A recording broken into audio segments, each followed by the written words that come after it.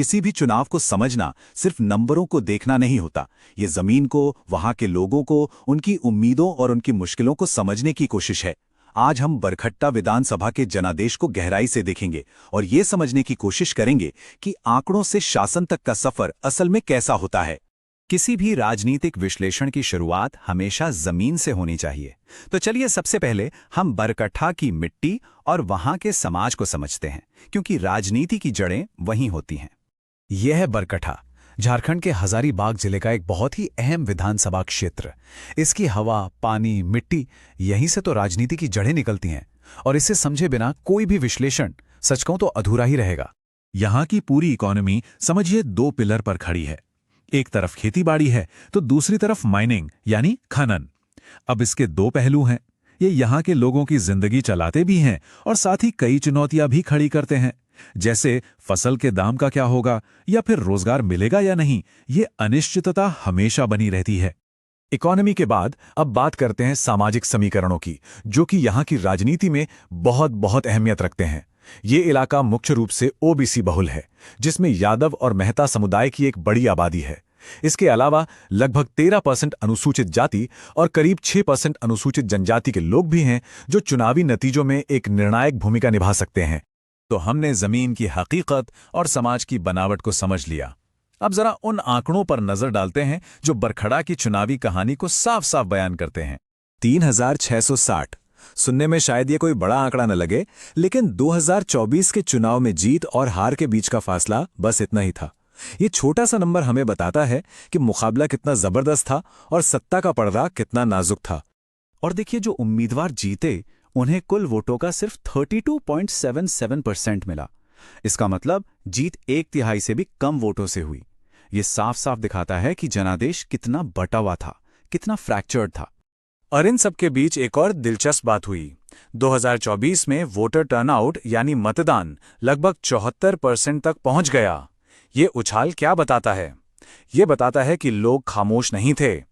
वो अपनी बात कहने के लिए, बदलाव के लिए बड़ी तादाद में घरों से बाहर निकले। जब हम पिछले 7 चुनावों का ट्रेंड देखते हैं तो एक पैटर्न साफ नजर आता है।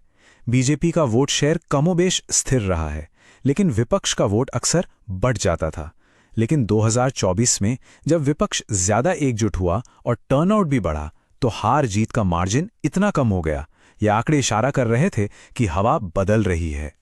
तो ठीक है, नतीजे हमारे सामने हैं, लेकिन ये नतीजे आए क्यों? इसके पीछे के सिस्टमिक कारण क्या थे? अब हम इस क्यों को समझने की कोशिश करेंगे।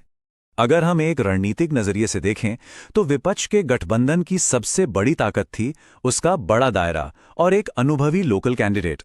लेकिन उनकी एक कमजोरी भी थी, बीजेपी के मजबूत सांगठनिक ढांचे के सामने उनकी अपनी पार्टी मशीनरी का कमजोर होना। मौके कहां थे? लोगों की नाराजगी में और बढ़ते वोटर टर्नआउट में। और खतरा बीजेपी की संगठनात्मक ताकत और ध्रुवीकरण की कोशिशें। देखिए, चुनाव सिर्फ पार्टियों की अंदरूनी रणनीति पर निर्भर नहीं करते, बाहर का माहौल भी बहुत असर डालता है। जैसे राज्य में किसकी सरकार है, देश में आर्थिक माहौल कैसा है और अब तो टेक्नोलॉजी का इस्तेमाल कैसे हो रहा है, ये सब मिलकर खेल के नियम बदल सकते हैं।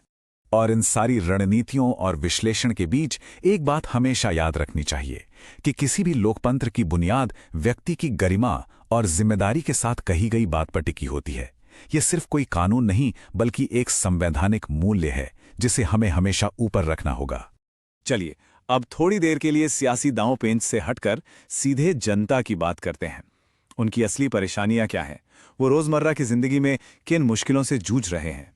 क्योंकि दिन के अंत में सबसे बड़ा सवाल तो यही है ना, कि इन सब आंकड़ों और रणनीतियों के परे एक आम वोटर वो असल में महसूस क्या कर रहा है, उसकी सबसे बड़ी शिकायतें क्या हैं? तो लोगों की सबसे बड़ी चिंताएं क्या हैं? लिस्ट में सबसे ऊपर है बेरोजगारी, काम नहीं है और अर्थव्यवस्था की डामाडोल हालत। इसके ठीक बाद आते हैं किसानों के मुद्दे, गांवों का विकास, खराब सड़कें, बिजली की समस्या और हां, कमर तोड़ महंगाई। ये वो असल मुद्दे हैं जो हर घर को, हर परिवार को सीधे तौर पर प्रभावित करते हैं। तो ठीक है, हमने समस्या को समझा, उसके अलग अलग पहलुओं को देखा। अब बात करते हैं समाधान की, एक ऐसे ब्लूप्रिंट की जो सिर्फ डेटा पर नहीं बल्कि लोगों की जरूरतों पर आधारित हो, एक कारगर पॉलिटिकल एक्शन का रोड मैप। एक कामयाब अभियान, याद रखे, आखिरी मिनट में नहीं बनता। वो एक सोची समझी चरणबद्ध प्रक्रिया होती है। जैसे ये 90 दिन की स्ट्रैटेजी, चुनाव से 90 दिन पहले क्या करना है, फिर 60 दिन पहले क्या, सर्वे से लेकर घर घर संपर्क तक, और आखिर में कमजोर बूथों पर पूरी ताकत लगाना। हर कदम की अपनी एक जगह है। और आज के जमाने में जमीन की लड़ाई डिजिटल दुनिया के बिना जीती ही नहीं जा सकती। यहां भी एक साफ प्लान चाहिए। छोटे छोटे व्हाट्सएप ग्रुप्स बनाकर सही मैसेज पहुंचाना, इंस्टाग्राम रील्स के जरिए नौजवानों से जुड़ना, और सबसे जरूरी, अफवाहों को रोकने के लिए एक फैक्ट काउंटर चलाना।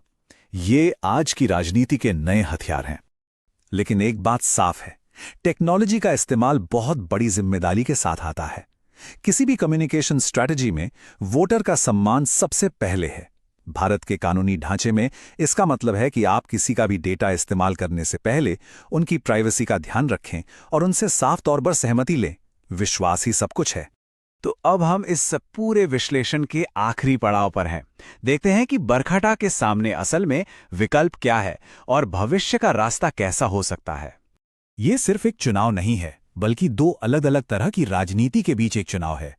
एक रास्ता है पुरानी, बटी हुई और नेताओं पर टिकी राजनीति का, जो अक्सर अस्थिर नतीजे देती है, और दूसरा रास्ता है एकजुट, जनता के असली मुद्दों पर आधारित शासन का, जो एक असरदार प्रतिनिधित्व की तरफ ले जाता है।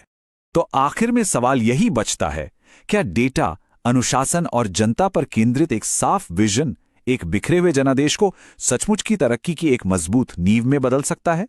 इसका जवाब बरखट्टा का भविष्य तय करेगा।